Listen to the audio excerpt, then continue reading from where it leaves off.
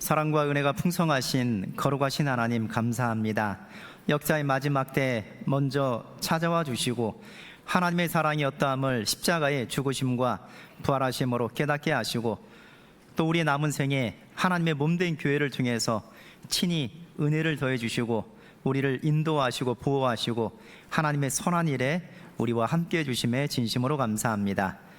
지금 공주 수양관에서 하나님의 은혜의 말씀, 생명의 복음이 증거되고 있습니다. 참석한 모든 분들, 우리와 동일한 죄의 사함으로 말미암는 구원의 은혜를 깨달아 알 수 있도록 하나님 도와주시옵소서. 오늘 우리가 마땅히 행해야 될, 또 우리가 어떻게 살아야 할지를 말씀으로 일깨워 주시기 원합니다. 말씀의 시종을 주님께 부탁드리며 언제나 우리를 사랑하시는 예수님 이름으로 감사하며 기도드립니다. 아멘. 자, 구약성경 잠언 13장 20절입니다.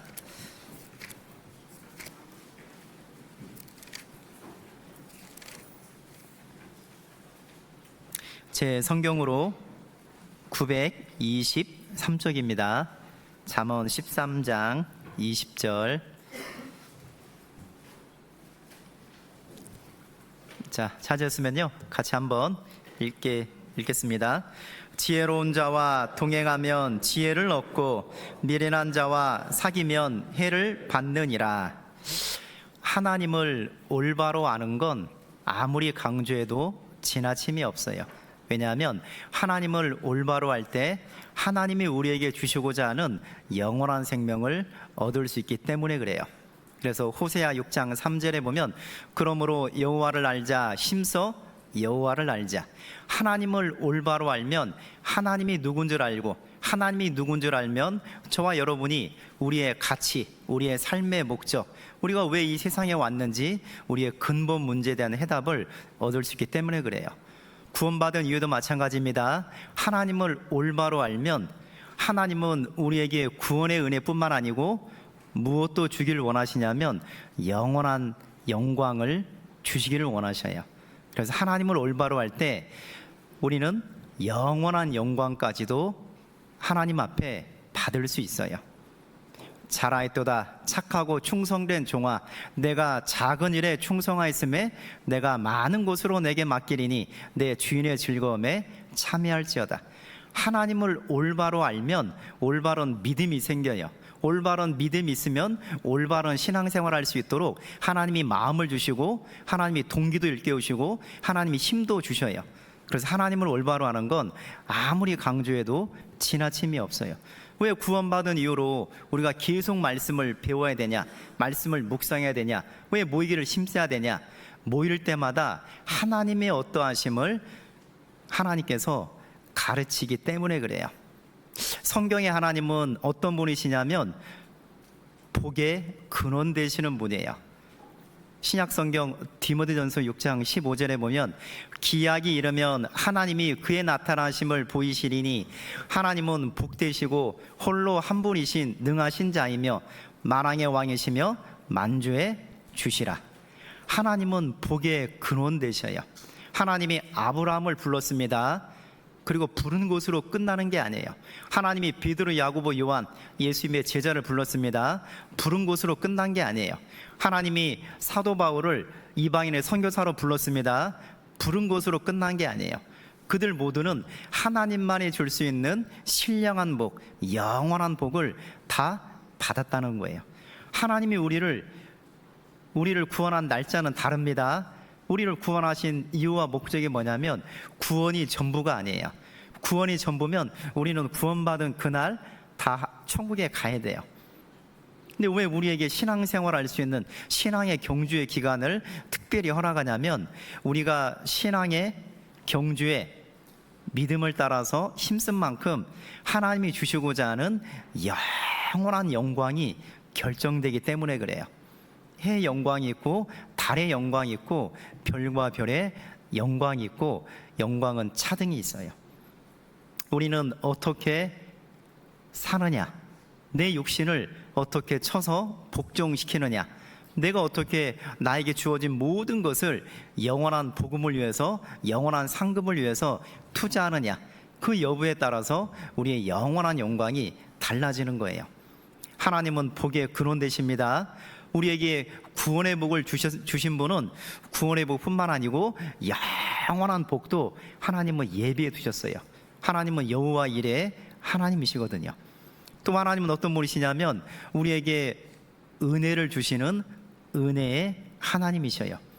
베드로전서 5장 10절에 보면 모든 은혜의 하나님 곧 그리스도 안에서 너희를 부르사 자기의 영원한 영광에 들어가게 하시니가 잠깐 고난을 받은 너희를 친히 온전케 하시며 강하게 하시며 굳게 하시며 터를 경고케 하시리라.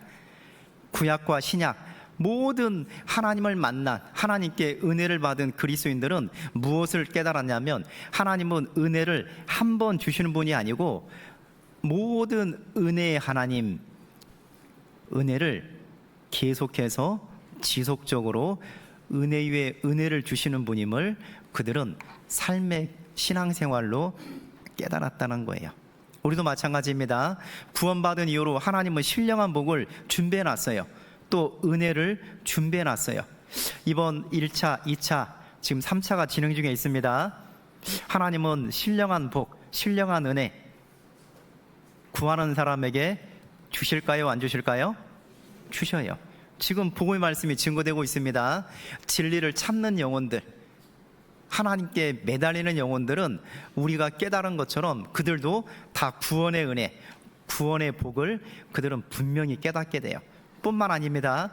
복음을 위해서 수고하고 헌신하고 기도하는 많은 그리스도인도 수양회를 갔다 오고 나면 하나님이 주시는 은혜가 있어요.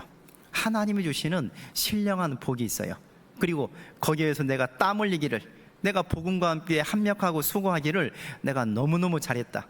왜냐하면 하나님은 여호와 이레, 내가 수고한 만큼 일한 만큼 영원한 영광을 하나님이 준비하셨다는 걸 수양회에서 수고하고 돌아오면 하나님이 믿음으로 일깨우셔요.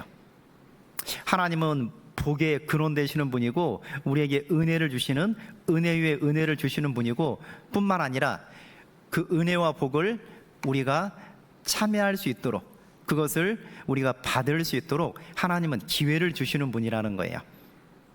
구약의 에서에게는 하나님이 기회를 주지 않았어요. 그가 하나님의 축복을 받을 수 있는 장자의 명분, 장자의 축복을 그는 한 번도 진지하게 생각해 본 적이 없습니다. 성경에는 장자의 명분을 업신여겼더라. 그가 하나님의 축복을 받을 수 있는 권한을 그가 한 번도 진지하게 생각해 본 적이 없어요.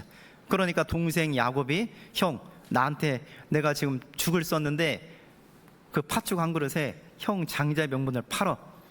그때 에서가 뭐라 그랬어요? 뭐라 그랬어요? 야, 내가 배고픈데 그 장자의 명분이 무슨 소용이냐? 너 형 해. 네가 장자의 축복 받아 하고 팥죽 한 그릇에 하나님의 축복을 팔았어요. 바꿨다는 거예요. 그는 한 번이라도 하나님의 축복, 영원한 영광, 하나님의 기업을 진지하게 고민해 본 적이 없다는 거예요. 그러니까 팥죽 한 그릇에 팔았지요. 그리고 그의 아버지 이삭이 하나님의 축복을 내릴 때 어머니 리브가가 그 야곱을 통해서 형이 받을 축복을 가로챘어요. 나중에 그 에서가 사냥하고 돌아왔습니다. 아버지, 저에게도 축복을 내려주세요. 야, 너는 누구냐? 저는 아버지의 큰아들 에서입니다. 그럼 조금 전에 온 에서는 누구냐? 자기가 전후 상황을 들어보니까 동생이 다 축복을 받아간 거예요. 그가 눈물을 흘렸습니다. 하나님께 통곡했어요. 다시 에서에게 하나님의 축복을 받을 수 있는 영원한 영광에 참여할 수 있는 기회를 줬어요? 안 줬어요? 안 줬어요. 자, 출애굽 1세대를 보면 출애굽 1세대가 20세 이상의 장정만 60만 명이 출애굽했어요. 그 가운데 하나님이 약속하신 적과 꿀이 흐르는 가나안 땅에 입성한 사람은 몇 명이 입성했어요? 몇 명이에요? 60만 명 중에 2명이 입성했어요. 갈렙과 여호수아. 그 나머지는 다 뭐였냐? 그들은 광야에서 우상 숭배하고 간음죄를 짓고 하나님을 시험하고 원망과 불평하다가 광야에 다 엎드러졌어요. 만약 그들이 하나님, 저희들 한 번뿐인 광야길을 걷는 게 한 번뿐이라는 걸 저희를 미처 몰랐습니다. 다시 광야길을 시작할 수 있도록, 다시 신앙을 시작할 수 있도록 하나님 기회를 주세요. 하나님은 그들에게 기회를 줬을까 안 줬을까요? 기회를 안 줬습니다. 근데 우리에게는 다시 기회를 줘야 영원한 영광, 영원한 축복을 우리가 다시 참여하고 다시 그것이 내 것이 될 수 있도록 하나님은 기회를 주시는 분이에요. 이번 수양회가 하나님의 은혜와 축복을 받을 수 있는, 하나님만이 줄 수 있는 기회가 축복이 될 거예요. 세상 사람의 눈에는 수양회는 이해되지가 않아요. 야, 그 뜨거운 날, 그 무거운 날, 그 무더운 더위에 가서 뭐 하는 짓이냐? 가서 좀 산이나 가고 계곡이나 가고 바다에 가서 좀 피서나. 하나님이 없는 인생은 수양회가 이해가 안 돼요. 근데 거듭난 그리스도인은 수양회가 그렇게 보여요? 달리 보여요? 달리 보입니다. 왜냐하면 수양회에서 하나님이 계시거든요. 여호와 삼마, 하나님이 거기 계셔요. 하나님이 계시기만 하는 게 아닙니다. 하나님은 우리에게 은혜를 주신 것처럼, 우리에게 구원의 복을 주신 것처럼 거기에 참석한 분들에게도 하나님은 은혜와 축복을 여전히 주셔요. 그리고 거기에 많은 하나님의 식구들이, 하나님의 자녀들이 하나님과 함께 일하는 곳이에요. 그러니까 거기에 참여하면 우리도 많은 은혜와 축복을 경험할 수 있어요. 성경에 많은 신령한 약속들이 내 것이 될 수 있어요. 그래, 안 그래요? 대답이 작으시네. 그래요, 안 그래요? 그렇습니다. 저는 1차, 2차 참여하고 왔는데요, 그 가운데 있으면서 너무나 감사가 되는 거예요. 너무너무 감사가 돼요. 야, 하나님이 이 가운데 두루두루 역사하시는데, 하나님이 이 가운데서 진리를 찾는 영혼들에게 나에게 준 영원한 죄사함의 은혜, 영원한 천국 소망을 그들에게도 주시는데, 그리고 상담하다 보면 진짜 하나님께서 우리 가운데 역사하신다는 걸 경험하게 돼요. 봉사하시는 분이든 전도하는 분이든 상담하는 분이든 하나님이 함께 하시는 걸 경험으로 알게 돼요. 왜? 구원의 역사가 있거든요. 삶의 변화가 있어요. 마음이 강팍하고 마음이 단단했던 분이 돌아갈 때는 너무너무 새로운 마음, 부드러운 마음을 가지고 수양회장을 돌아가요. 하나님이 역사하고 있어요. 그 가운데 우리가 참여하면 은혜, 축복 말할 것도 없어요. 우리에게도 우리의 신앙이 도약할 수 있는 너무너무 소중한 기회예요. 그래서 기도하시고 참여하면 분명히 기도 이상으로 하나님의 은혜와 축복을 경험할 수 있어요. 자, 잠언 13장 20절, 자, 제가 한번 읽겠습니다. 지혜로운 자와 동행하면 지혜를 얻고 미련한 자와 사귀면 해를 받느니라. 신앙의 성공, 신앙의 실패는 어려운 게 아니에요. 신앙이 성공하는 사람, 신앙이 실패하는 사람은 외적인 조건으로 신앙의 실패와 신앙의 성공이 결정되는 건 아닙니다. 그럼 무엇이 신앙의 성공과 실패를 좌우하냐? 누구와 동행하느냐 여부에 따라서 신앙이 성공할 수도 있고 아니면 신앙이 실패로 끝날 수 있어요. 누구와 동행하면 신앙이 성공으로 끝날까요? 하나님이에요, 하나님. 왜냐하면 하나님은 지혜로도 명철로도 모략으로도 여호와를 당치 못하느니라. 하나님은 모든 좋은 것의 근원 되셔요. 우리가 하나님과 동행하면 우리는 예외 없이 아무리 어린아이라 하더라도, 연세가 지긋하신 분이라 하더라도 하나님과 동행하면 신앙이 성공으로 끝나요. 그런데 아무리 세상 조건으로 무엇이 있고 무엇이 탁월하고 무엇이 충만하다 하더라도 하나님과 동행하는 삶을 어느 순간 멈춰버리면 그분의 신앙은 실패로 끝날 수밖에 없어요. 우리는 솔로몬을 기억할 겁니다. 솔로몬의 외모는 어떻게 생겼을까요? 솔로몬 어떻게 생겼을까요? 아마 인물이 탁월했을 겁니다. 그의 아버지가 누구예요? 다윗이잖아요. 다윗은 성경에 보면 아주 인물이 준수한, 아주 잘생긴 사람으로 나오잖아요. 그리고 그의 어머니는 누구예요? 솔로몬의 어머니? 솔로몬의 어머니가 누구예요? 밧세바잖아요. 밧세바는 솔로몬이 반한 여인이잖아요. 그러니까 그의 어머니 아버지는 외모로 따지면 너무너무, 요즘으로 말하면 미남 미녀예요. 솔로몬의 외모도 말할 게 없습니다. 그의 아버지 다윗은 성경에 신앙의 위인으로 기록되어 있어요. 하나님 마음에 합한 사람이었어요. 신앙의 산전수전 모든 것을 다 경험한 사람이에요. 솔로몬은 신앙생활하다가 어려운 게 있으면, 막히는 게 있으면 누구한테 물어보면 해답을 얻을 수 있을까요? 뭐 하나님 말할 것도 없고 다윗에게 물어보면 신앙의 많은 어려운 점들을, 진짜 귀한 신앙의 귀한 조언들을 자기 아버지로부터 얻을 수 있어요. 그의 집안은 또 보통 집안이 아닙니다. 그런 많은 전쟁을 통해서 그의 아버지가 전리품들, 많은 금, 은, 보화를 가득 채웠거든요. 솔로몬 집안은 요즘으로 말하면 신앙의 명문가 집안이에요. 신앙의 명문 집안이에요. 그가 성경, 그리고 우리가 아는 대로 솔로몬은 성경을 기록한 성경의 기자였잖아요. 잠언, 전도서, 아가, 이 솔로몬이 쓴 성경이에요. 근데 솔로몬의 끝은 어떻게 끝나냐면 성공일까요? 실패일까요? 그게 아이러니잖아요. 어떻게 솔로몬이 어떻게 그럴 수 있을까? 왜냐하면 그의 외적인 조건은 너무너무 신앙이 성공하기에 부족함이 없는 모든 것을 갖춘 사람이에요. 그런데 그의 신앙의 끝은 신앙의 실패로 끝났어요. 그러니까 히브리서 11장 믿음의 장에 그의 이름이 기록되지 않잖아요. 솔로몬이 신앙이 실패로 끝난 건 하나님과 동행하는 삶을 어느 순간 그가 멈춰버렸기 때문에 그래요.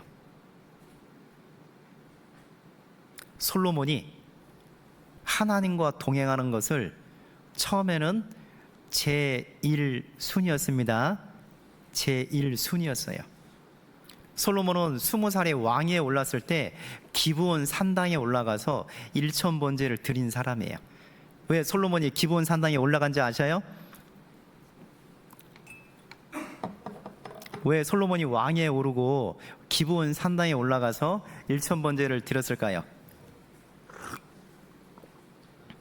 제가 여섯교회 우리 성도님들에게만 알려드릴게요. 왜 기브온 산당에 올라갔냐면 기브온 산당에 모세가 만든 성막이 거기 있었어요. 그래서 하나님 앞에 내가 어떻게 하면 이 많은 백성을 하나님 앞에, 하나님의 백성으로 하나님의 뜻 가운데 잘 인도할까? 그래서 하나님 앞으로 갔기 때문에 그래요. 그의 시작은 너무너무 좋았습니다. 근데 그는 많은 이방 여인을 아내로 삼았어요. 나중에는 이방 여인을 사랑했습니다. 그리고 하나님과 동행하는 신앙생활이 우선순위에서 후순위에 물려났어요. 나중에 하나님이 나타났습니다. 그럼에도 불구하고 그는 회개하지 않고 하나님과 동행하는 삶을 멈춰버렸어요. 그리고 그의 삶은 너무너무 부끄러운 신앙의 결말을 갖게 됐어요. 지금도 그런 일이 있을까요? 없을까요? 지금도 그렇습니다. 지금도 제2, 제3의 솔로몬이 있어요. 시작은 너무너무 화려하고 너무너무 멋지게 믿음으로 시작했는데 끝은 하나님과 동행하는 삶을 멈춘 이후로 세상으로 가서 지금은 구원 받았는지 안 받았는지 모르는 그런 그리스도인도 많이 있어요.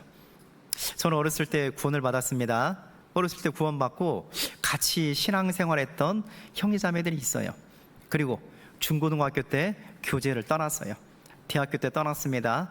어떤 그리스도인은 청년회 때 떠났어요. 어떤 분은 결혼하고 떠났어요. 지금 시간이 꽤 흘렀습니다. 저는 그분들이 구원을 받았는지도 의심이 돼요. 어떤 형제는 고등학교 1학년 때 학생회장하다가 뭐 여러 가지로 일이 있어서 잠깐 한 몇 개월 학생회장하다가 잠깐 세상으로 갔어요. 근데 지금 세상으로 간 지가 제가 올해 50인데 지금 34년 됐어요. 구원 받았나? 예? 세상으로 간 지가 거의 40년 가까이 되는데, 35년 가까이 되는데 그게 구원 받았을까? 근데 본인은 구원 받았다 그래요. 자기 구원 받은 건 뭘로 증거해요? 그 고등학교 때 잠깐 구원 받은 걸, 그때 잠깐 구원 간증한 걸, 그 이후로는 아무런 구원받은 사람의 삶의 모습이 없는데, 우리 주변에 그런 그리스도인들이 있습니다. 시작은 좋았어요. 근데 어느 순간에 신앙의 우선순위가 뒤바뀌어 버렸어요. 그리고 교회를 떠났어요.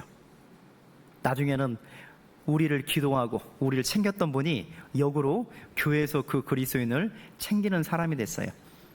왜냐하면 그의 외적인 게 부족해서 그런 게 아니에요. 지혜로운 자와 동행하면 지혜를 얻고, 가장 지혜로우신 하나님과 동행하는 삶이 후순위가 되고 나중에는 마지막 순서가 되니까 그의 신앙은 하나님과 멀어질 수밖에 없는 거예요. 자, 창세기 5장이요. 자, 창세기 5장입니다. 창세기 5장.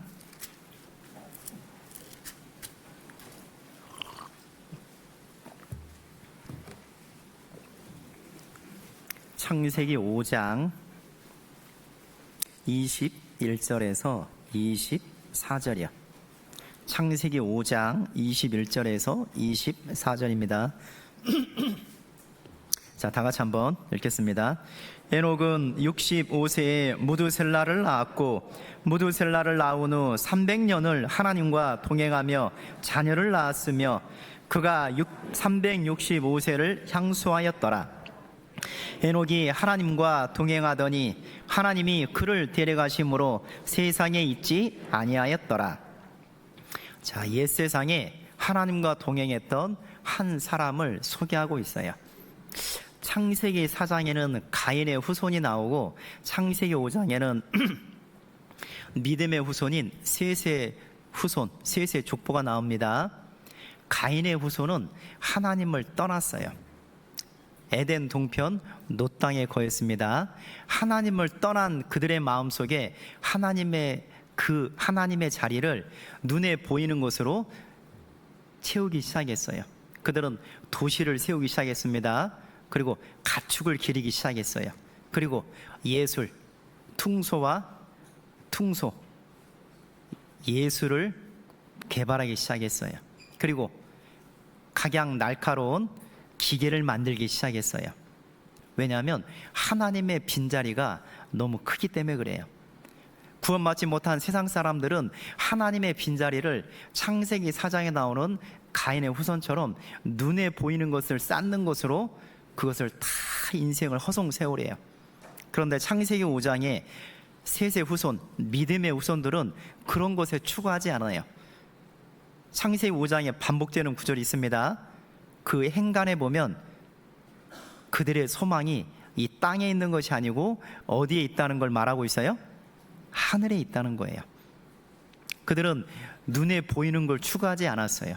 왜냐하면 하나님이 계시다는 걸 알았거든요. 하나님이 계신 천국이 있다는 것도 알았어요. 그리고 그들은 이 세상은 지나가는 거라는 걸 알고 있었습니다. 그리고 영원한 천국에서 하나님이 예비하신 영원한 영광을 위해서 그들은 믿음을 따라서 외국인과 나그네로 창세기 5장에 살았어요. 지금도 마찬가지입니다. 지금도 역사의 마지막을 사는 우리는 창세기 5장에 나오는 셋의 후손처럼 이런 인생을 살아가요. 왜냐하면 이 세상은 잠깐 오면 다 사라지는 거예요. 이 세상도 그 정욕도 지나가되 오직 아버지의 뜻을 행하는 이는 영원히 거하느니라. 하나님의 뜻대로 사는 그리스도인만 영원한 천국에서 하나님과 영원한 영광 가운데 영원한 행복, 영원한 기쁨, 영원한 안식, 영원한 위로를, 영원한 평강을 누린다는 걸 하나님의 자녀들은 알기 때문에 그래요. 그래서 아브라함도 나그네로 그의 아들 이삭, 야곱, 요셉, 다윗, 모세, 구약에 나오는 모든 믿음의 사람들, 신약에 나오는 모든 믿음의 사람들도 자기의 소망이 하늘에 있다는 걸 외국인과 나그네, 순례자로 살았다는 거예요.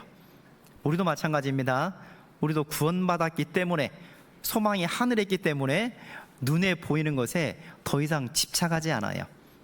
거기에 연연하지 않아요. 그 중에 한 사람을 성경에 소개하고 있어요. 에녹입니다. 에녹. 자, 22절 그리고 24절에 보면 한마디로 셋의 후손의 삶은 하나님과 동행한 삶을 살았다는 거예요. 자, 22절 24절 제가 읽겠습니다. 무두셀라를 낳은 후 300년을 하나님과 동행하며 자녀를 낳았으며, 24절 에녹이 하나님과 동행하더니 하나님이 그를 데려가심으로 세상에 있지 아니하였더라.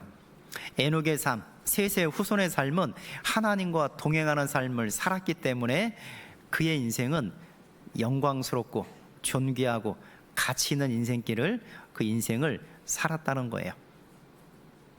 자, 하나님과 동행하는 삶을 이렇게 얘기하면 어떤 분에게는 좀 뜬구름 식으로 얘기할 거예요.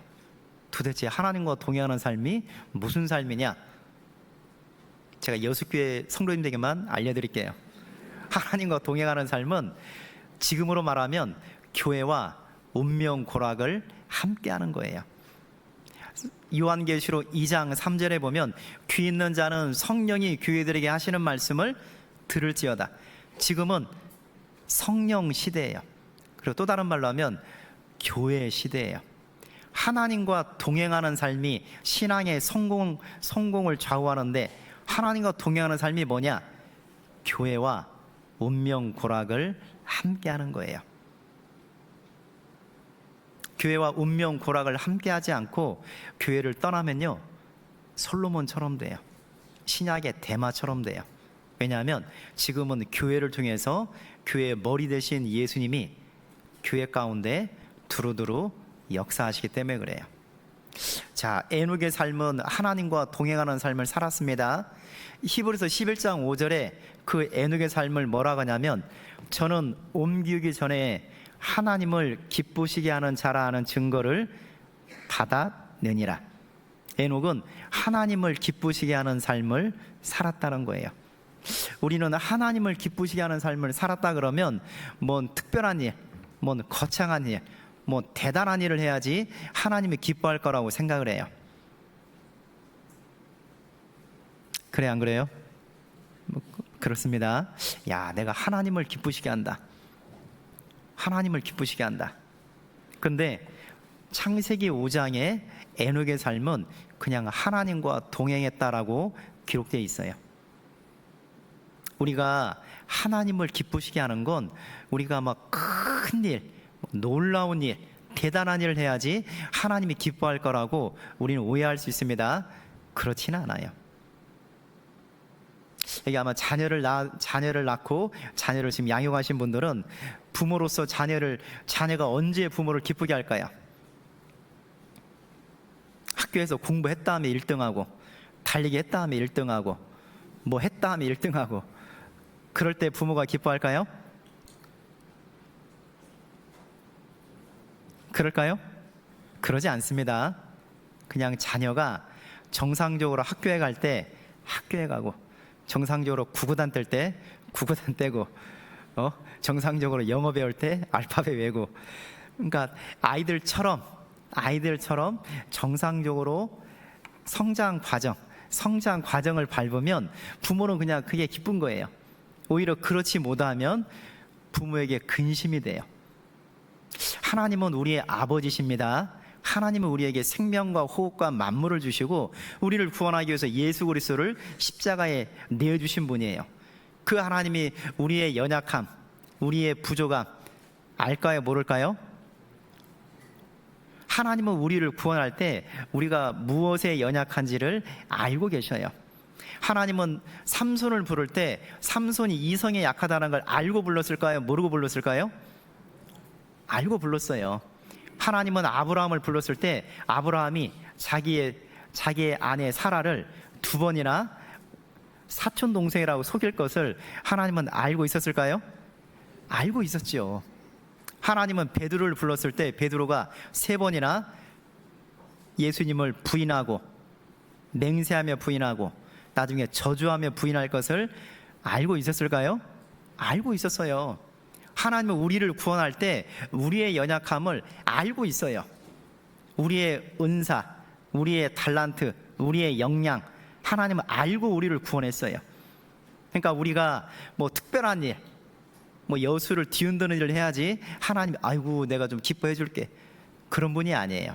하나님은 에녹처럼, 에녹이 하나님과 동행하며 24절에 하나님과 동행하더니, 하나님과 동행하면 하나님은 그것을 기뻐하셔요. 그러면 하나님과 동행하는 건 오늘날 말하면 뭐라고요?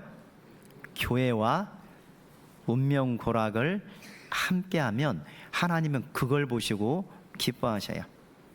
출애굽한 이스라엘 백성이 광야 40년 길을 걸었습니다. 하나님은 무엇을 기뻐했냐면 그들이 하나님이 행진하라고 할 때 행진하고, 하나님이 멈추라 할 때 멈추고, 하나님이 전쟁하라고 할 때 전쟁하고, 하나님은 하나님 말씀에 하나님과 동행하고, 하나님과 행진할 때 행진하고, 멈출 때 멈추고, 전쟁할 때 전쟁하고, 그런 그들을 하나님은 기뻐했을까요? 기뻐했지요. 그들이 뭐 특별한 게 한 게 아니에요. 광야에서 뭔 특별한 일 했겠어요. 지금 우리의 신앙이 그렇다는 거예요. 그러면 우리가 하나님과 동행하는 삶을 하루하루 살아갈 때, 내 작은 선택이, 내 작은 신앙도, 내 작은 발걸음도, 내 작은 기도도 하나님을 기쁘시게 할 수 있을까요, 없을까요? 있다는 거예요. 왜요? 내가 하나님과 동행하면서 내가 드리는 기도, 하나님과 동행하면서 내가 드리는 작은 손길, 내가 하나님과 동행하면서 마음을 드리는 것, 그 모든 것이 하나님을 기쁘시게 할 수 있다는 거예요. 왜요? 하나님과 동행하면서 드리는 것이기 때문에 그래요. 창세기 6장 9절이요. 창세기 6장 9절. 자, 6장 9절 같이 읽겠습니다. 노아의 사적은 이러하니라. 노아는 의인이요 당세의 완전한 자라. 그가 하나님과 동행하였으며. 자, 노아 시대는 창세기 6장 5절에 보면 여호와께서 사람의 죄악이 세상에 관영함과 그 마음의 생각의 모든 계획이 항상 악할 뿐임을 모시고, 노아 시대는 그들의 마음속에 하나님이 자리 잡을 곳이 없었어요. 그들의 마음에 하나님이 없었어요. 그러니까 마음의 생각의 모든 계획이 항상 악했다는 거예요. 왜? 하나님이 그 자리에 없으니까 그런 거예요. 그런데 그 시대에 하나님 앞에 구별된 삶을, 하나님 앞에 의로운 인생을 산 사람이 노아예요.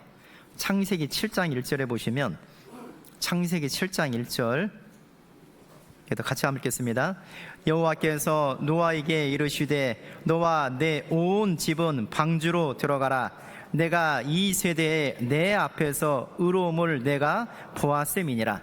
죄악이 관영한 시대에, 마음의 생각에 모든 것이 악한 시대에 그들과 구별돼서 하나님 앞에 의로운 인생을 산 사람이 노아예요. 어떻게 노아는 그들과 다른 인생길을, 하나님을 기쁘시게 하는 의로운 삶을 살 수 있었냐면, 8절에 보시면 그러나 노아는 여호와께 무엇을 입었어요? 은혜를 입었어요. 노아는 하나님을 만났다는 거예요. 그리고 참 하나님을 만났습니다. 그리고 그 하나님이 주시고자 하는 은혜를 받았어요. 하나님을 만나고 하나님께 은혜를 입은 사람은 은혜를 받지 못한 사람, 하나님을 모르는 사람하고 마음과 생각이 달라요. 자, 노아는 하나님을 만나고 하나님께 은혜를 입었기 때문에 9절에 보시면 노아는 의인이요 하나님 앞에 의인으로서 의인의 신분을 얻게 됐어요.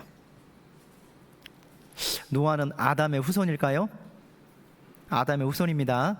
아담의 후손인데 어떻게 지가 의인이라 그래요? 자기가 의인이라 했을까요? 하나님이 의롭다고 칭했을까요? 하나님이 의롭다고 칭한 거예요. 우리도 스스로 의인이라고 생각합니다. 우리 의인이 됐어요. 우리가 의롭게 살아서 의인이 된 게 아니에요. 내가 나를 봐도 의인으로서 부족함이 너무너무 많아요. 그런데 예수 그리스도, 그 예수 그리스도의 십자가의 공로, 그분의 하신 일, 그분의 무한한 사랑으로 우리의 모든 죄를 영원히 예수님이 도말하셨고 갚으시기 때문에 하나님이 우리를 의롭다고 여기신 거예요. 그 다음에 당세 완전한 자라, 노아의 삶이 완전해서 완전한 자가 된 게 아니고 은혜를 입어서 완전한 자라는 하나님께 평가를 입었어요. 그리고 그는 하나님과 동행하는 삶을 비로소 시작했습니다. 우리도 구원받은 이후로 하나님과 동행하는 삶을 비로소 시작하게 됐어요. 하나님과 동행하면 하나님은 은혜의 하나님, 하나님은 복의 근원 되시는 분입니다. 그래서 하나님과 동행하는 삶은 그렇지 않은 사람하고 구별될까요? 구별되지 않을까요? 구별돼요. 21절, 22절이요. 창세기 6장 21절, 22절. 자, 같이 읽겠습니다. 너는 먹을 모든 식물을 내게로 가져다가 저축하라. 이것이 너와 그들의 식물이 되리라. 노아가 그와 같이 하되 하나님이 자기에게 명하신 대로 다 준행하였더라. 자, 노아는 하나님께 은혜를 받고 하나님 앞에 의인이라는, 완전한 자라는, 하나님과 동행하는 삶을 시작했습니다. 그리고 하나님 말씀에 순종할 수 있는 마음을 하나님이 주셨어요. 노아가 그와 같이 하되 하나님이 자기에게 명하신 대로 뭐라고 되냐면 다 준행하였더라. 19절에서 21절에 보면 다 준행하는 것이 쉽지는 않았어요. 왜냐하면 노아의 방주에 정한 짐승은 7쌍씩, 부정한 짐승은 2쌍씩 태웠어요. 그럼 그들이 먹을 것을, 짐승의 먹이, 그리고 그들의 가족이 먹을 것을 준비하라는 거예요. 그럼 준비하는 게 쉬워요, 어려워요? 어렵습니다. 짐승의 먹이가 얼마나 많이 준비해야 돼요. 그런데 하나님께 은혜를 받고, 구원의 은혜를 받고, 또 하나님과 동행하는 삶을 살아가니까 하나님 말씀에 순종하는 것이 어려운 것이 아니고 즐겁고 자원하는 마음으로 순종하는 마음이 있어요. 자녀는 부모님께 은혜를 받으면 부모님 말씀에 순종하는 게 쉬워요, 어려워요?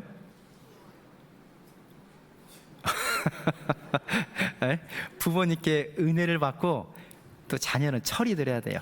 철이 들면 우리 어머니가, 우리 아버지가 나를 위해서 이렇게 뼈 빠지게 고생했구나.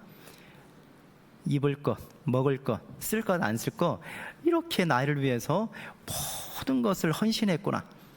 자녀가 부모의 은혜를 철들어서 깨달으면 부모의 말씀에 순종하는 게 쉬울까요, 어려울까요? 쉬워요.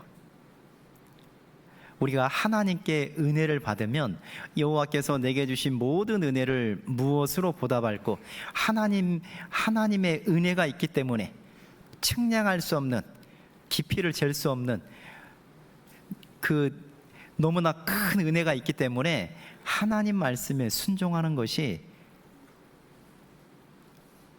쉬워져요.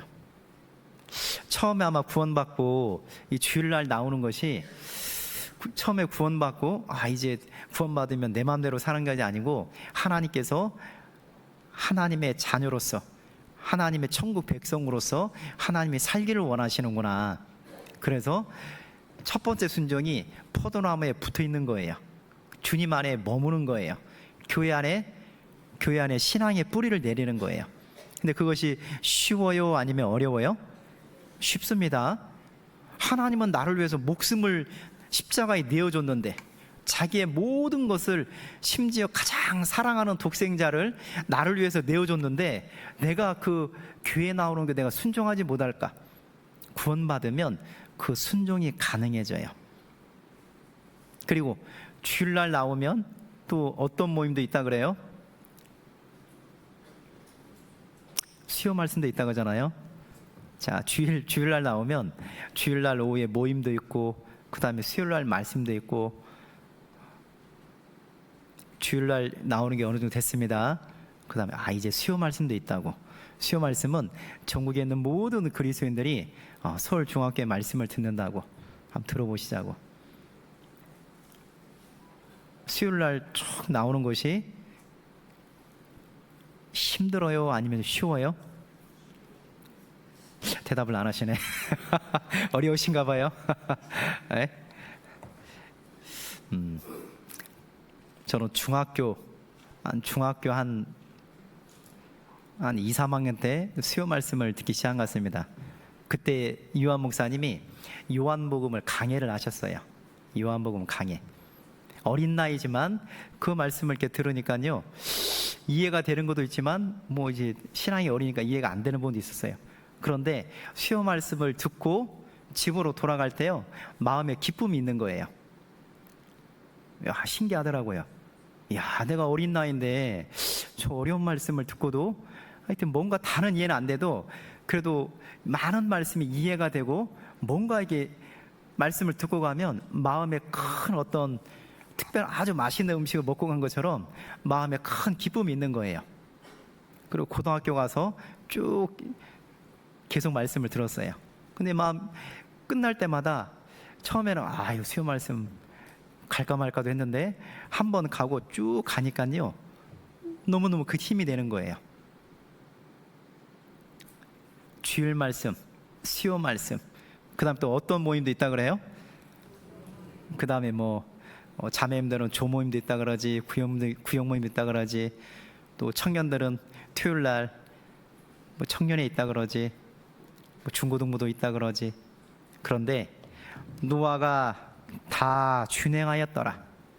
하나님의 은혜를 기억하면, 내가 지금은 이해가 안 돼도 하나님이 말씀하셨으면 제가 순종하겠습니다. 순종이 안 되면 제가 복종을 하겠습니다. 그리고 쭉 복종하고 순종하면 나중에 그런 것들이 다 이해가 돼요. 그리고 하나님이 내 신앙을 위해서 이 모든 것을 준비했다는 것이 이해가 돼요. 창세기 7장 5절이요. 창세기 7장 5절 바로 옆에 있습니다. 창세기 7장 5절. 같이 읽겠습니다. 노아가 여호와께서 자기에게 명하신 대로 다 준행하였더라. 하나님의 은혜는, 하나님의 축복은 일회성, 단회성이 아니고 지속적으로 반복적으로 하나님은 부어주신다는 거예요. 우리는 세상에 살고 있습니다. 세상 사람들하고 부딪히며 살아가고 있어요. 죄악이 충만한 세상에 살다 보면 때로는 마음이 굳어질 수도 있어요. 마음이 완고해질 수도 있어요. 내가 신앙생활을 계속 할까? 내가 이렇게 믿음을 따라 살았더니 직장에서, 또 가정에서, 또 친구들 사이에서, 이웃 간에 이런 어려움이 있는데 내가 믿음 생활을 계속 해야 될까? 그럴 마음이 생길 수도 있습니다. 신앙이 어릴 때는요. 그런데 노아가 여호와께서 자기에게 명하신 대로 다 준행하였더라. 그러면 그날 주시는 말씀, 그날 어떤 모임에 들어갔는데 누군가의 간증으로 하나님께서 내 작은 마음을, 내 작은 믿음을 하나님의 말씀으로 위로해 주시고 누군가의 간증으로 나를 이렇게 붙들어 주셔요.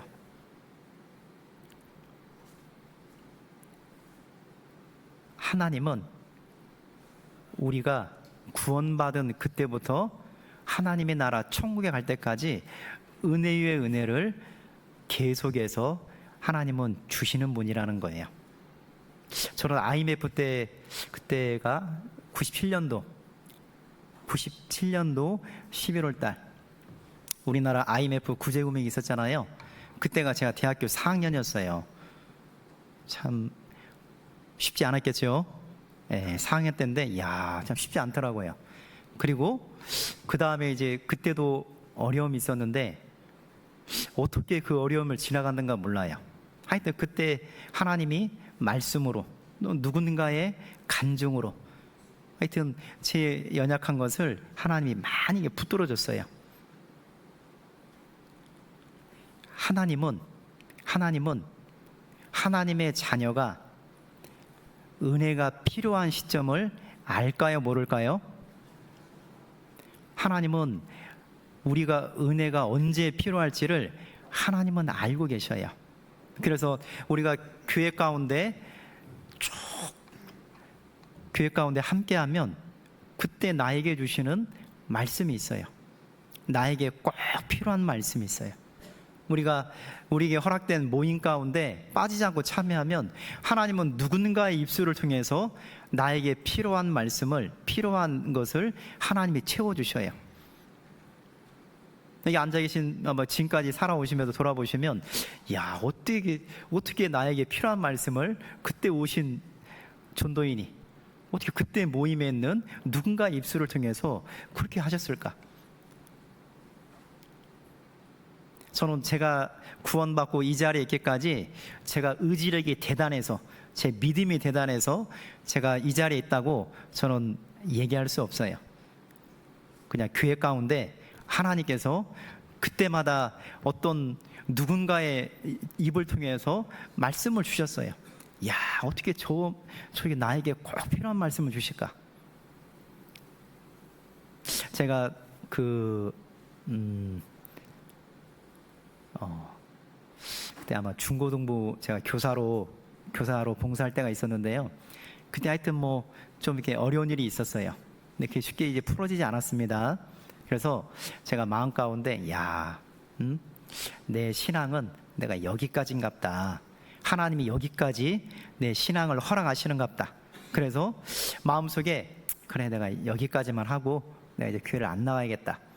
그런 마음을 이렇게 속으로 정했는데, 그때 오신 목사님이 저에게 꼭 필요한 말씀 하시더라고요. 땅을 보지 말고, 세상을 보지 말고, 자기를 보지 말고 왜 하나님을 안 보냐고. 하나님이 우리에게 그러한 어려움을 허락하시고, 그러한 어두운 터널을 허락하시고, 그러한 고난을 허락하신 건 우리를 죽으라고 허락한 게 아니라고. 그것의 너머에 하나님이 주시고자 하는 신령한 은혜가 있는데, 왜 그거를 못 보고 자기만 보고 땅만 보고 왜 하나님을 안 보냐고. 아주 말씀하시는 분이 쭉 그런 말씀하시길래 제가 보니까 저한테 해당되는 말씀이에요. 야, 내가 왜 내 스스로를 바라봤을까? 내 스스로에게 왜 스스로 동굴에 들어갔을까? 나중에 하나님을 보니까 해답이 있어요, 없어요? 해답이 있어요. 하나님이 그것을 이겨낼 수 있는 마음을 주시더라고요. 말씀도 주셔요. 그리고 함께 기도하는 믿음의 동역자들이 있어요. 그 어려움을 그냥 뛰어넘더라고요. 하나님은 노아가 여호와께서 자기에게 명하신 대로 다 준행하였더라. 하나님은 우리가 장애물을 만나면, 우리가 캄캄한 밤을 만나면 그것을 뛰어넘을 수 있도록 은혜 위에 은혜도 예비하시는 분이에요. 자, 13절이요. 창세기 7장 13절. 자, 13절 같이 읽겠습니다. 곧 그날에 노아와 그의 아들 셈, 함, 야벳과 노아의 처와 세 자부가 다 방주로 들어갔고, 창세기 6장 8절에는 그러나 노아가 여호와께 은혜를 입었더라. 먼저는 노아 한 사람의 은혜를 입었는데, 창세기 7장 13절에는 노아의 세 아들, 세 며느리, 노아의 아내까지 방주로 다 들어갔어요. 하나님이 하나님과 동행하는 사람에게는 가족 구원의 은혜도 주신다는 거예요. 히브리서 11장 7절이요. 자, 히브리서 11장 7절.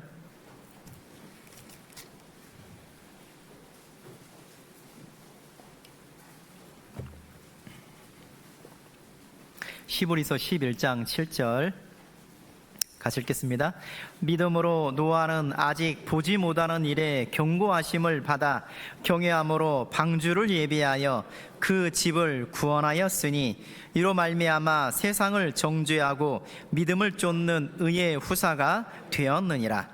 믿음으로 노아는 하나님께 은혜를 받기 전에는, 그리고 하나님 만나고 하나님과 동행하기 전에는 노아는 무엇을 따라 살았을까요?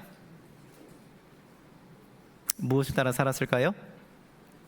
자기 자기 주관, 자기 수단, 자기 방법으로 노아는 살았던 사람이에요. 근데 그가 하나님을 만나고 하나님과 동행한 이후로 그런 삶을 살아가는 수단과 방법이 변했다는 거예요. 어떻게 변했을까요? 그는 믿음으로 따라 믿음으로 살기 시작했어요. 믿음으로. 우리도 구원받은 이후로 원래 우리도 수단 방법, 내 주관대로 살았던 사람이다. 그런데 지금은 무엇을 따라 살아가냐면 믿음으로 살아가요. 우리가 하나님께 무언가를 묻는다. 하나님께 무언가 내가 인생에 어려움이 있을 때, 인생의 어떤 기로에 있을 때, 어떤 선택에 처해 있을 때 내가 하나님께 물어본다. 그게 믿음을 따라 사는 실은 모습이라는 거예요. 믿음으로. 우리는 내 인생이니까, 내 시간이니까, 내 달란트니까, 내 물질이니까 원래 내 마음대로 살았던 인생입니다. 그런데 믿음으로 노아는, 우리도 믿음으로 살아가는, 세상을 살아가는 수단 방법이 믿음으로 살아가려고 사는 사람이 됐어요. 믿음으로. 그러니까 하나님 말씀을 붙잡고 살아가요. 누구로부터 위로를 얻기를 원하냐면 하나님으로부터 위로를 얻기를 원해요. 하나님으로부터 해결점을 찾기를 원해요. 옛날에는 어떻게 해결하려고 그랬어요? 내 주변에 있는 사람들을 통해서 뭔가를 해결하려고 그랬어요. 그런데 믿음으로 노아는, 믿음으로 살아갔던 노아처럼 하나님께 물어봐요. 그리고 하나님이 그렇게 말씀하시면 순종해요? 순종하지 않아요? 순종해요.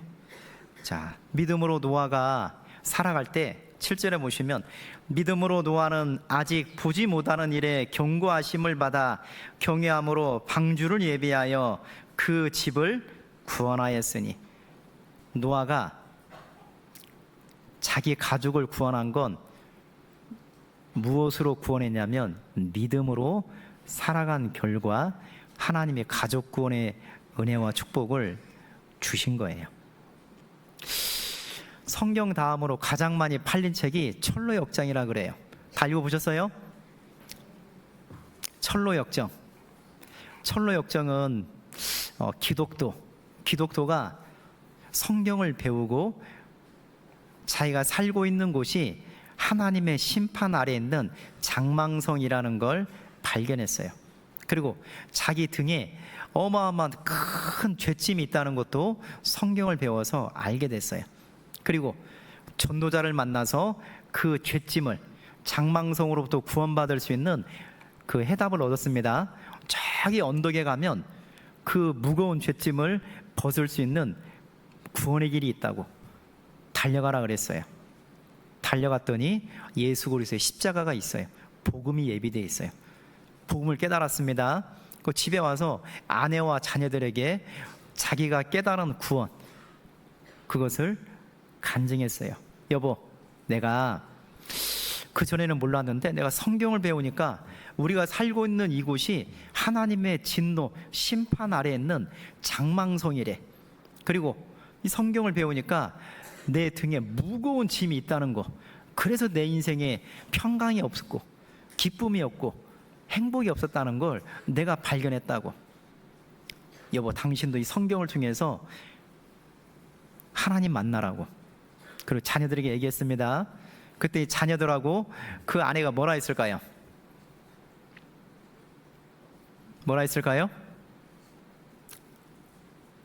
여보, 이 좋은 내용을 이제 얘기하냐고.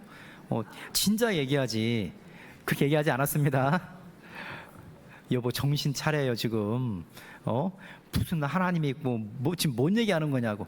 무슨 이곳이 하나님의 심판하라 있고 이게 장망성이냐고. 제발 좀 정신 좀 차리라고.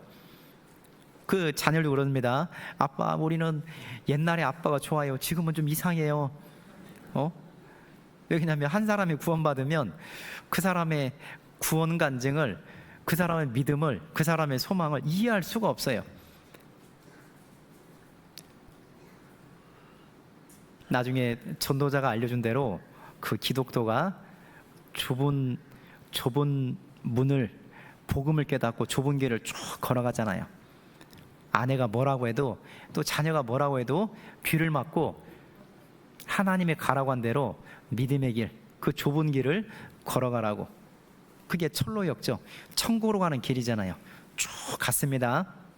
나중에 그 기독도가 믿음을 따라 끝까지 가니까 그의 아내가 크리스티나예요. 나중에 아내가 구원을 받아요, 안 받아요? 구원을 받아요. 나중에 아내가요, 야 너희들 아빠, 내 남편이, 우리가 처음에는 그 미쳤다라고 막 비난했는데 욕했는데, 근데 너희들 아빠가 미친 건 아닌 것 같아. 한 사람이 구원받고 정상적으로 믿음 따라 살아가니까 주변 사람이 처음에는 이해하지 못해서 비난했는데 나중에 보니까 그게 아닌 거예요. 나중에 아내 크리스티나가, 너희들 아빠가 가는 곳으로 우리도 가자. 하나님이 그 마음을 움직여줬어요. 그리고 동일하게 복음을 깨닫고 남편이 걸어간 좁은 길을 걸어간 것이 철로역정 2부예요. 자, 이 노아가 먼저 구원의 은혜를 받고 믿음을 따라 끝까지 살아가니까 이 노아가 하나님께 그 가족들의 구원을 위해서 얼마나 매달렸겠어요. 믿음을 따라 산 결과 믿음으로 노아는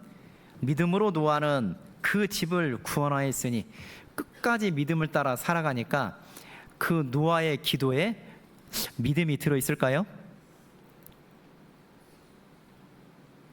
노아가 그 가족을 위해서 기도했겠죠. 노아의 그 기도에 믿음이 들어간 거예요. 그 노아의 기도에 하나님이 보기를 원하는, 가족을 사랑하는 사랑의 기도가 들어간 거예요. 믿음으로 살았다는 건 그냥 추상적인 막연한 게 아니에요. 하나님의 약속의 말씀을 붙잡았어요. 그리고 자기 가족들의 영혼을 끝까지 사랑하니까 그 기도에 사랑이 들어있는 거예요. 하나님은 그 노아의 믿음을 보시고 자녀들, 가족들의 구원을 허락했어요.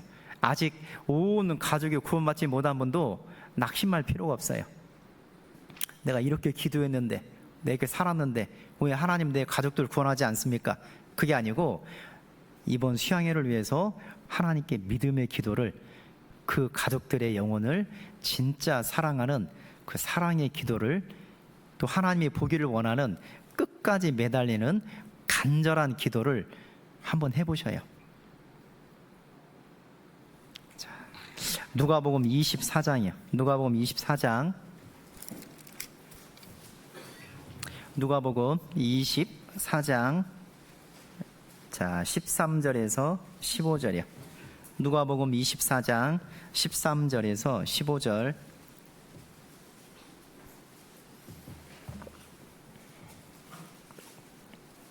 제 성경으로 140쪽입니다. 누가복음 24장 13절에서 15절. 같이 한번 읽겠습니다. 그날에 저희 중 둘이 예루살렘에서 25리 되는 엠마오라 하는 촌으로 가면서 이 모든 된 일을 서로 이야기하더라.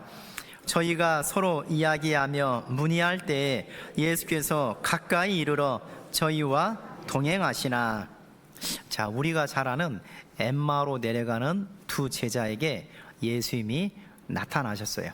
그리고 그 두 제자와 동행하셨습니다. 그리고 엠마오 마을까지 가셨어요. 자, 13절에 그날이 어떤 날이냐면 예수님이 부활하신 부활의 날이에요. 그리고 엠마오는 예루살렘에서 25리 약 10km 정도 떨어져 있었습니다.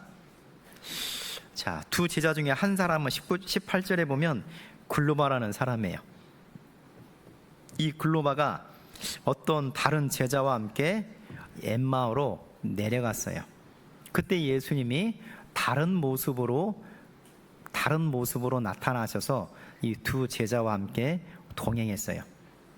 자, 예수님이 그들과 동행했다는 건 그들에게 무언가를 주시고자 하는 은혜와 축복이 있다는 거예요. 맞아요, 맞아요? 맞아요.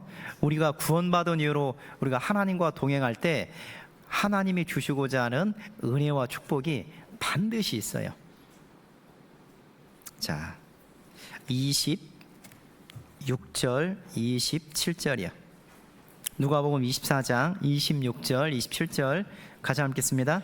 그리스도가 이런 고난을 받고 자기의 영광에 들어가야 할 것이 아니냐 하시고, 이에 모세와 및 모든 선지자의 글로 시작하여 모든 성경에 쓴 바 자기에 관한 것을 자세히 설명하시니라. 자, 예수님이 동행했을 때 그 제자들에게 주신 은혜가 뭐냐면 모든 성경에 쓴 바 자기에 관한 것을 자세히 설명했어요. 예수님이 누구신가를 구약에 나오는 선지자의 글, 시편, 예언서를 통해서 예수님, 그 예수님이 왜 이 세상에 오셔야 했는지, 그 예수님이 하신 일이 무엇인지, 그 하신 일이 우리와 무슨 연관이 있는지를 그 두 제자에게 자세히 설명했어요. 44절, 45절이요. 그 뒤에 또 제자들에게 나타났는데요, 여기서 이렇게 설명했습니다. 44절, 45절 같이 읽겠습니다. 또 이르시되 내가 너희와 함께 있을 때에 너희에게 말한 바 곧 모세의 율법과 선지자의 글과 시편에 나를 가리켜 기록된 모든 것이 이루어져야 하리라 한 말이 이것이라 하시고, 이에 저희 마음을 열어 성경을 깨닫게 하시고. 자, 26절, 27절에는 예수님을 자세히 설명하시고 45절에는 그 예수님에 대해서 깨닫게 하셨다는 거예요. 자, 지금도 우리가 교회에 계시는 하나님, 교회에 두루 역사하시는 성령의 인도를 받으면 예수님이 누구신가를 성경을 통해서 깨닫게 하셔요.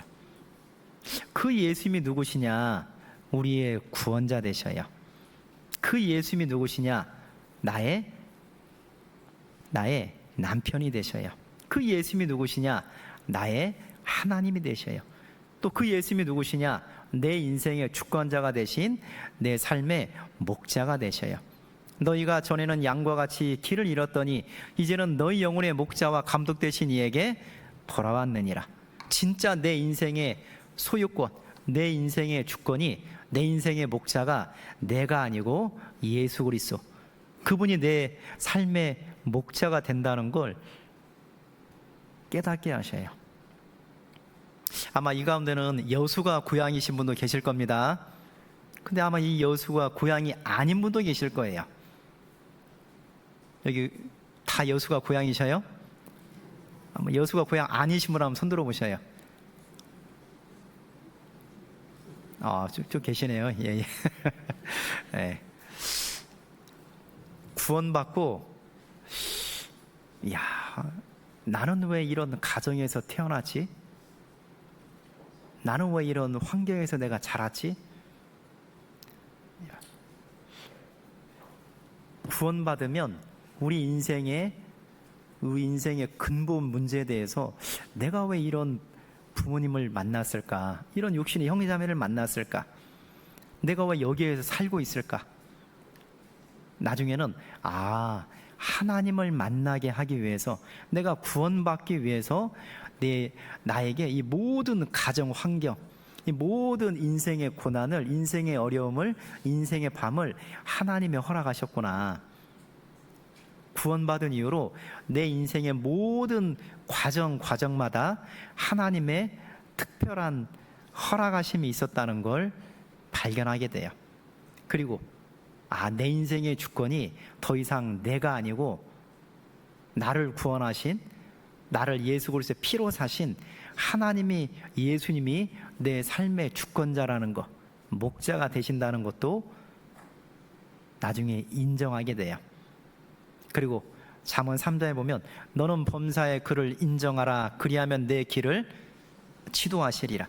하나님께 내 인생을 맡기게 돼 있어요. 예레미야 10장에 보면 여호와여 내가 알거니와 인생의 길이 자기에게 있지 아니하고 그 걸음을 지도함이 걷는 자에게 있지 아니하니이다. 예레미야가 깨달은 것처럼 진짜 내 인생인데 내 마음대로 되지 않고 하나님이 내 인생을 이끌어 간다는 것, 하나님이 내 인생을 인도하신다는 것, 하나님이 내 인생에 개입하신다는 것을 발견하게 돼요. 진짜 하나님이 내 인생을 이끌어 가시는구나. 내 삶의 주인이, 내 삶의 주권자가 하나님이시구나.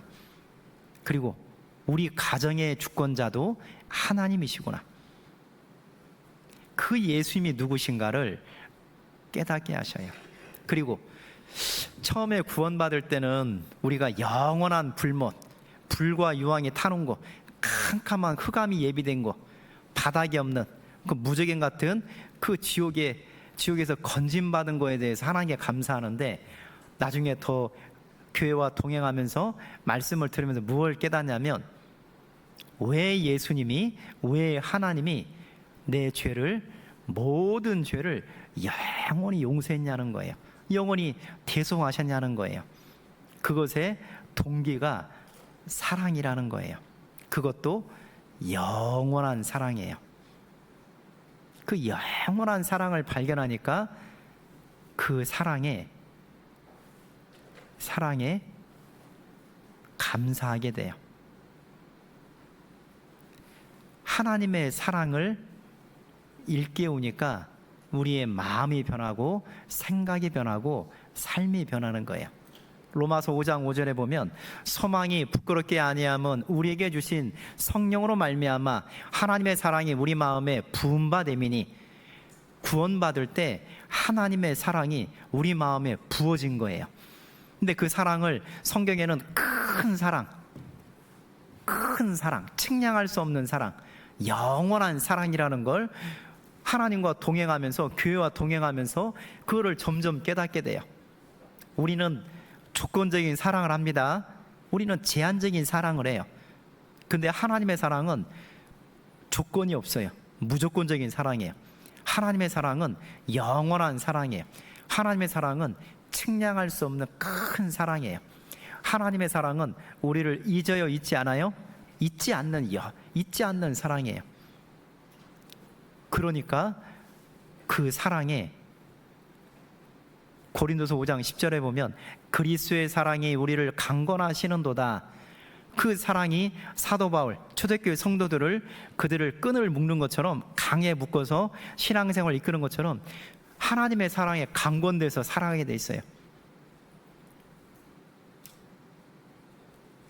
자원하는 마음으로, 기쁘고 즐거운 마음으로 하나님과 교회와 동행하게 된다는 거예요. 교회 나오실 때 억지로 나오신 분은 안 계십니다. 그러면 계셔요? 하나님의 사랑에 강권되니까 그 사랑에 보답하기 위해서, 내가 너무너무 작은 지체지만 내가 하나님의 사랑, 그 영원한 사랑, 그 제한이 없는, 그 끝이 없는, 그 측량할 수 없는 사랑에 내가 어떻게 하면 그 사랑에 내가 보답할까? 나중에 교회 생활이 자원하는 마음, 즐거운 마음, 하나님께 나온다는 거예요. 자, 누가복음 24장 그 다음에 31절이요. 누가복음 24장 31절. 자, 31절. 자, 31절 같이 읽겠습니다. 저희 눈이 밝아져 그인 줄 알아보더니 예수는 저희에게 보이지 아니하시는지라. 자, 두 제자와 동행했던 예수님, 그 예수님이 구약 성경에 기록된 자기에 관한 것을 자세히 설명했어요. 그리고 그들의 눈을 그들의 어두웠던 눈을 밝게 해주셨어요. 자, 우리가 주님과 동행하면서 우리의 두 눈을, 여기서 말하는 눈은 육신의 눈이 아닐 겁니다. 그들의 영안을 말할 거예요. 그들의 영혼의 눈, 하나님을 바라보고 영원한 것을 바라보는, 그리고 영혼을 바라보는 그들의 눈을 밝게 하셨어요. 자, 에베소서 1장 17절이요. 에베소서 1장 17절.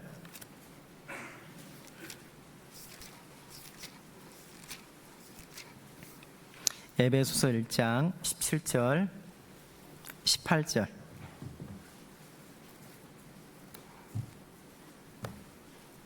자, 17절 18절. 자, 두 절 같이 읽겠습니다. 우리 주 예수 그리스도의 하나님 영광의 아버지께서 지혜와 계시의 정신을 너희에게 주사 하나님을 알게 하시고 너희 마음 눈을 밝히사 그의 부르심의 소망이 무엇이며 성도 안에서 그 기업의 영광의 풍성이 무엇이며. 자, 에베소서는 교회의 비밀을 사도 바울이 먼저 깨닫고 그 교회의 비밀에 대해서 쭉 기록한 서신서가 에베소서예요. 이 에베소서에 사도 바울의 몇 번의 기도가 나와 있습니다. 그 중에 첫 번째가 우리 주 예수 그리스도의 하나님 영광의 아버지께서 지혜와 계시의 정신을 너희에게 주사 하나님을 알게 하시고. 사도 바울이 쓴 서신서에 보면 그냥 하나님이라고 하지 않고 우리 주 예수 그리스도의 하나님이라는 구절이 반복돼요. 왜 사도 바울은 하나님이라고 하지 않고 예수 그리스도의 하나님이라고 반복해서 기록했냐면, 우리는 하나님 하면 너무 막연하게 생각을 해요. 저기 하늘 보좌에 계신 하나님, 나와 물리적으로 심리적으로 거리가 멀리 있는 하나님이라고 생각을 해요. 맞아요, 맞아요? 맞습니다. 그런데 하나님은 예수 그리스도의 하나님으로 우리에게 나타났다는 거예요. 마태, 마가, 누가, 요한복음 보면 그 하나님이 우리를 찾아오셨어요. 왜 하나님이 죄 많은 세상에 오셨냐면 나를 만나러 오셨어요. 왜 그 하나님이 이 죄 많은 세상에 가장 낮은 자로 오셨냐면, 가장 낮은 자로 오셔야지 나를 이해할 수 있거든요. 예수님은 가장 말 구유, 또 어떤 사람은 양 구유에 누였다고 합니다. 아니, 세상에 어떻게 누울 데가 없어 짐승 구유에 왜 예수님이 태어나셔요? 예수님은 모든 인생을 이해하기 위해서 가장 낮은 분으로 오셨어요. 그분은 목수의 가정에서 자라셨어요. 요셉, 그의 아버지 요셉이 아마 일찍 아마 요절한 것 같아요. 성경을 보면 처음에는 요셉이 나오는데 예수님이 자란 후부터는 요셉 이름이 없습니다. 그러니까 예수님은 가장 가난한 집, 가장 낮은 자의 모습으로 오시고, 가난한 가정에서 태어나서 가난한 가정에서 자라시고, 그리고 아버지가 없는 아마 소년 가장으로서 인생을 사셨어요. 아버지의 빈자리를 찾습니다. 그리고 어머니를 공경했어요. 그리고 자기 육신의 동생들을 예수님이 큰 형, 요즘으로 말하면 소년 가장으로 자기 동생들을 다 양육했어요. 그러면 예수님은 가난이 무엇인가를 알까요, 모를까요? 알지요. 아버지가 없는 빈자리에서 예수님이 그 아버지의 빈자리를 꿰차고 그것을 뼈 빠지게 일하면서 어머니를 공개하고 자기 육신의 동생들 거의 5명, 6명 이상 되는 육신의 동생들을 공개하려면 예수님은 인생들이 겪는 가난이 무엇인가를 너무너무 경험하신 거예요. 왜 예수님이 그걸 경험했냐? 내가 가난할 때, 내가 힘들 때 하나님이 그걸 아실까? 알고 있죠. 이사야 53장에 보면 그는 마른 땅에서 나온 줄기 같아서 우리의 보기에 흠모할 만한 것이 없다 그랬어요. 예수님의 인생이 마른 땅에서 나온 줄기처럼 우리가 겪는 모든 어려움을 이미 다 경험하신 거예요. 예수님은 질병이 무엇인가, 질고가 무엇인가를 경험했어요. 우리 신앙생활 하다 보면 또는 구원받기 전에 질고, 어떤 병 때문에 구원받는 분 있습니다. 몸이 약해서 하나님께 찾은 분이 있잖아요. 또는 돈 때문에, 물질의 어려움 때문에, 가난 때문에 하나님을 찾은 분도 계시잖아요.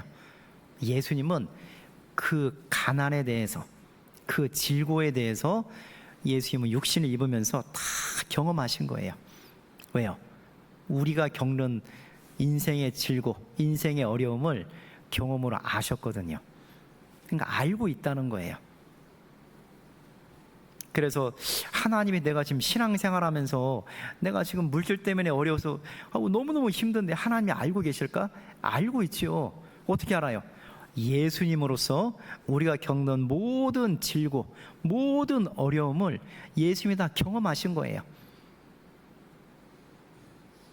그래서 하나님께 기도하면 하나님이 그래 네가 지금 요즘 물 때문에 힘들지, 요즘 건강 때문에 좀 힘들지, 네가 요즘 신앙생활하다가, 네가 믿음 생활하다가 주변 사람들이 너를 왕따시키지, 주변 사람들이 너를 배신하지, 내가 그 심정 다 알고 있다. 나도 공생의 당시에 내가 그렇게 사랑을 베풀었던 가룟 유다가 내 사랑을 끝까지 배신하고 배반하고 은 30에 나를 팔았다. 내가 네 심정을 너무너무 잘 안다. 하나님은 예수님으로 오셔서 우리가 겪는 모든 인생의 어려움을 다 경험하신 거예요.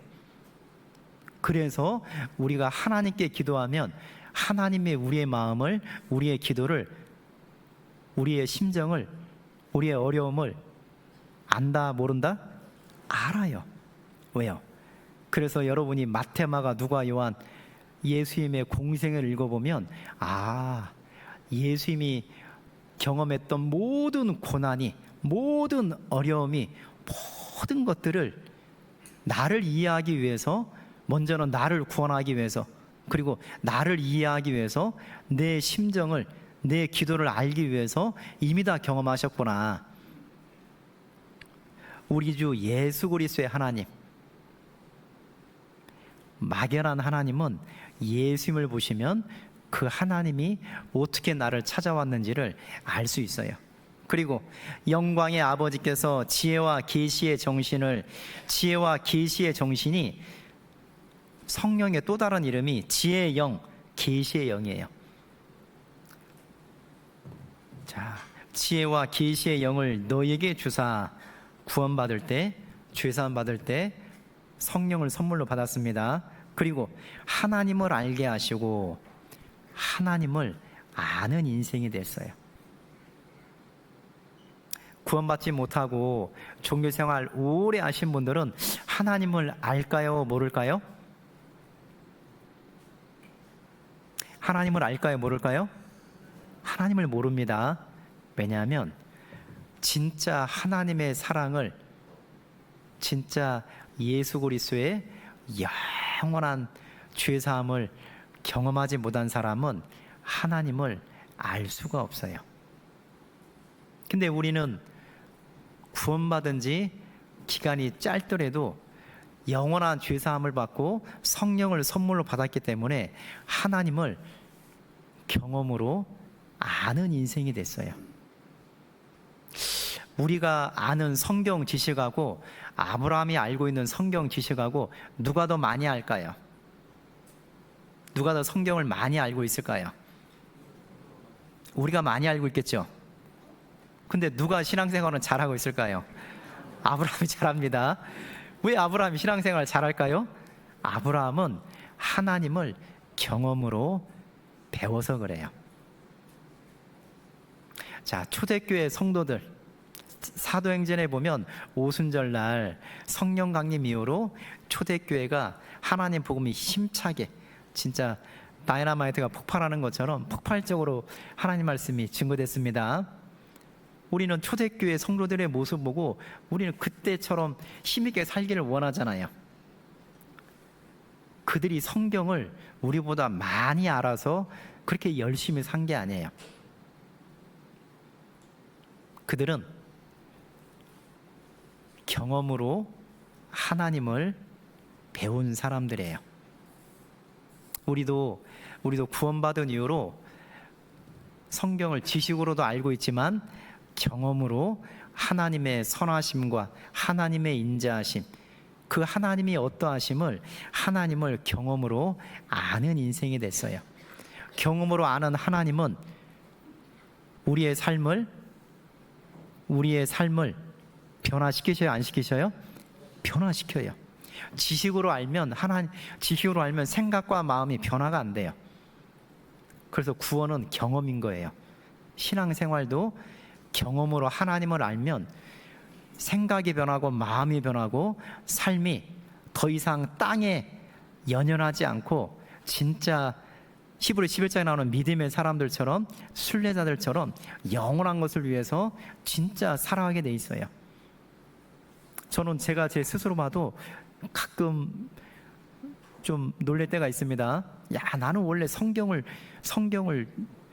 가까이 있던 사람이 아닌데, 나는 교회하면 교회에 대해서 거부반응이 있던 사람인데, 나는 하나님 하면 하나님을 나하고 무관한 존재로 여겼던 사람인데, 내가 지금은 하루를 기도로 시작하고 말씀으로 하나님께 묻고 그 말씀이 알려주면 그 말씀에 순종하려고 그러고, 그리고 교회 나오는 교회의 형제자매들을 섬기려고 그러고, 참 신기한 거예요. 하나님을 교회 생활하면서 하나님을 경험으로 하나님의 어떠하심을 조금씩 알게 되니까 변화된 거예요. 여기 앉아 계신 분들도 교회 생활하면서 진짜 하나님이 계시구나, 진짜 천국이 있구나, 진짜 사람은 지나가는 인생이구나, 진짜 영원한 것은 내가 주님과 함께 일한 거, 그것만 영원한 거구나. 그러니까 구약과 신약에 믿음된 사람들처럼 영원한 것을 위해서 영원하지 않은 것은 과감하게 포기하는, 과감하게 놓아버리는 그런 인생을 살아가게 돼요. 그리고 18절에 너희 마음 눈을 밝히사, 하나님과 동행할 때 제자들 뿐만 아니고 우리의 영 안도 하나님이 밝히셔요. 너희 마음 눈을 밝히사, 내 영안이 밝아졌다는 거 어떻게 알 수 있냐? 그의 부르심의 소망이 무엇이며, 하나님이 약속하신 소망이 점점 마음에 커지는 분은 내 영안이 밝아진 거예요. 가면 갈수록 소망이 점점 약해져요. 아, 내가 소망이 있나? 그러면 내 영안이 점점 어두워지고 있는 거예요. 영안이 밝아지고 있다는 건 무슨 징조예요? 소망이, 그것도 하나님이 약속하신 소망이 내 마음을, 내 생각을, 내 삶을 꽉 붙잡는 사람은 영안이 밝아진 사람이에요. 히브리서 6장에 보면 소망을 무엇으로 비유했냐면, 소망은 닷으로 비유했어요. 바다에는 거센 바람, 폭풍우 있어요, 없어요? 바다에는 반드시 있습니다. 바다에 태풍이, 폭풍이, 거센 바람, 거센 파도가 없는 그런 바다는 없어요. 우리의 신앙이 그렇다는 거예요.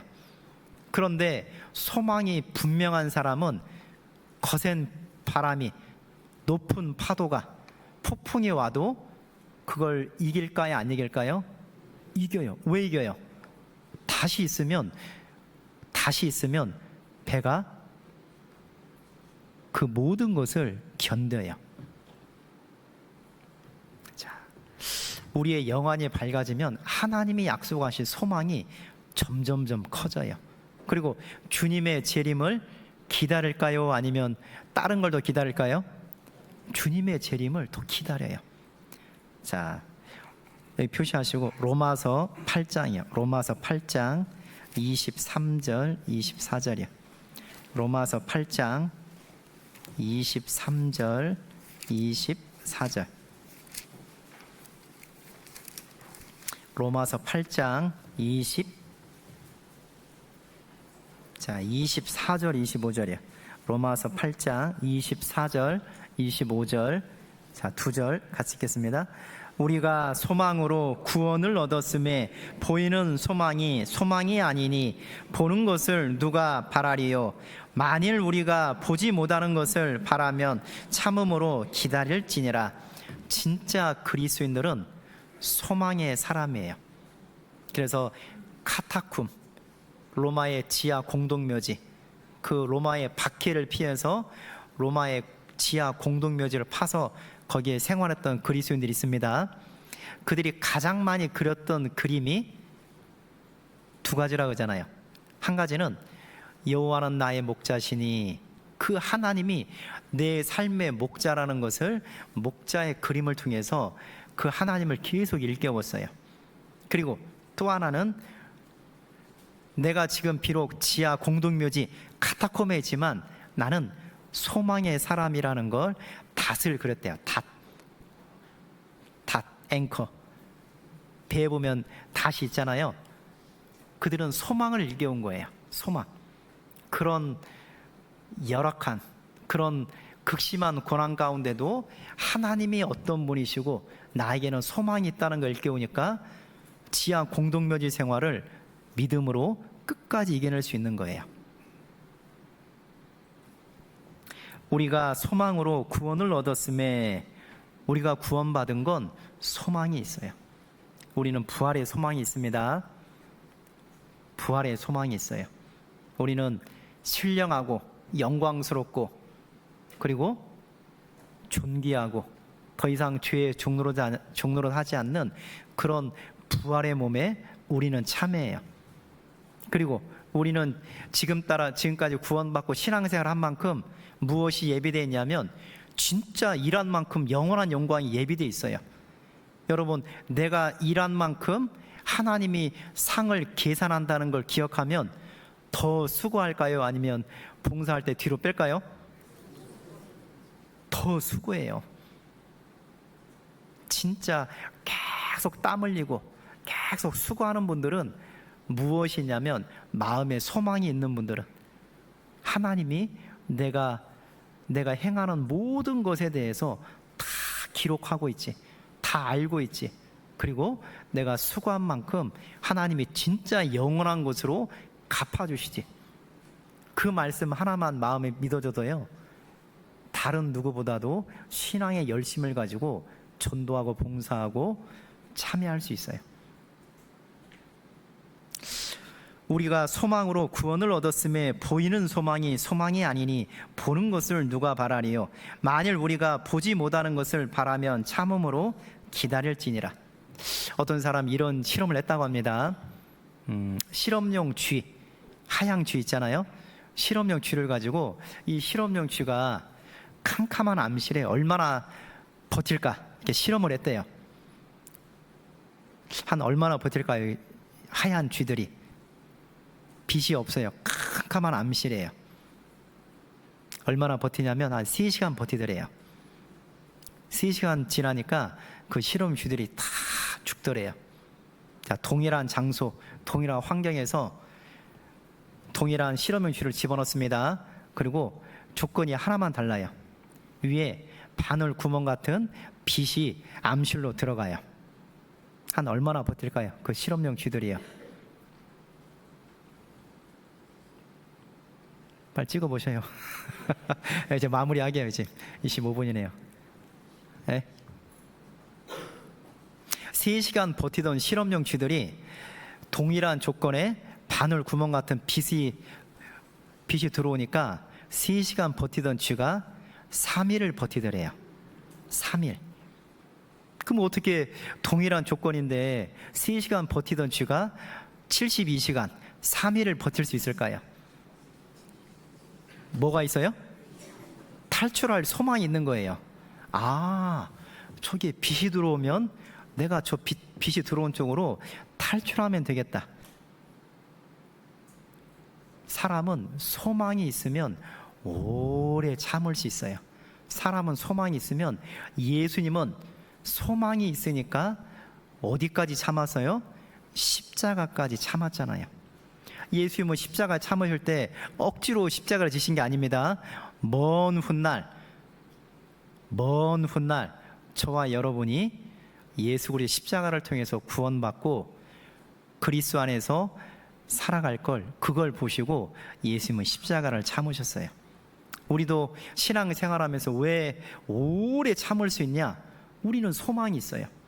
내가 믿음을 따라 산 만큼 내 가족들이 구원받고, 내가 믿음을 따라 산 만큼, 내가 오래 참은 만큼 하나님은 나에게 영원한 것으로 보답해주고, 내가 믿음을 따라 산 만큼 하나님이 교회에 구원받은 사람을 날마다 더해주신다는 그런 소망이 있기 때문에 오래 참으면서 신앙생활을 할 수 있어요. 막연한 게 아니고 확실한 믿음, 확실한 소망을 가지고 살아갈 수 있는 거예요. 맞아요, 맞아요? 맞습니다. 자, 오늘은 하나님과 동행이라는 제목으로 잠깐 몇 가지를 생각해 봤어요.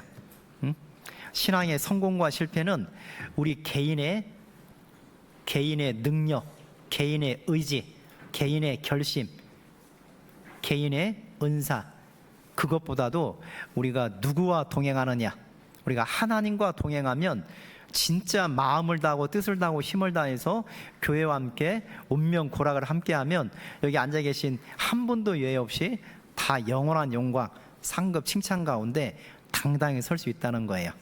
남은 7차 수양에도 그렇게 믿음으로 준비하고 소망을 가지고 오래 참는 가운데 이번 수양회를 잘 준비하고 하나님이 주실 은혜, 그 축복을 바라고 살았으면 좋겠어요. 아셨죠? 예. 자, 기도를 마치겠습니다. 하나님 아버지 감사합니다. 오늘 우리가 마땅히 어떻게 살아야 할지, 무엇을 붙잡아야 될지, 또 무엇을 기대해야 할지를 말씀으로 가르쳐 주신 거 감사합니다. 지금 공주 수양관에서 하나님의 생명의 말씀이 증거되고 있습니다. 참석한 모든 분들, 어린아이부터 은장의 어르신까지 우리와 동일한 천국 소망을 가지고 이번 수양회를 마칠 수 있도록 하나님 역사해 주시옵소서. 남은 모든 시간 자비로운 손길에 부탁드리며 우리를 죽기까지 사랑하신 예수님 이름으로 감사하며 기도드립니다. 아멘.